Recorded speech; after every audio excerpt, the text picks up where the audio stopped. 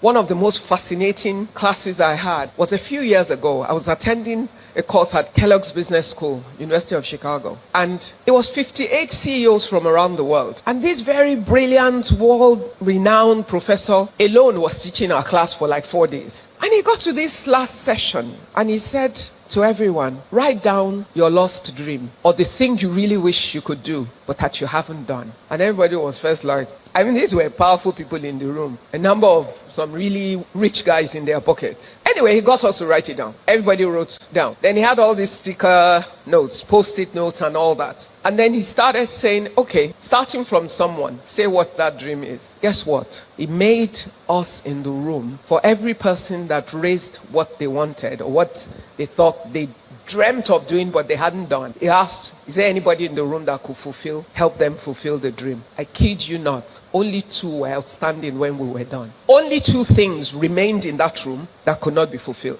But we'd been together for about 4 days. That was our last day. We would have left without knowing the things we came in with were already in the room and that the problem could have been solved except for that session. But they didn't know what you needed help with, so nobody could help you. You don't know your neighbors. You don't even know the power of the network of some of your friends, except they know exactly what you're looking for.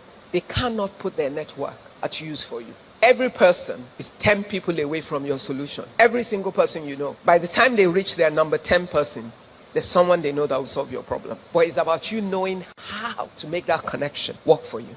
And one of it is that we can self-identify where we are. And we can have the courage and the liberty of spirit to be able to express to our safe spaces what's really going on. And you never know where the help will come from. So how are you? So as you go through this day, I hope you'll help me to check on somebody else around you. Make your question for the day, how are you?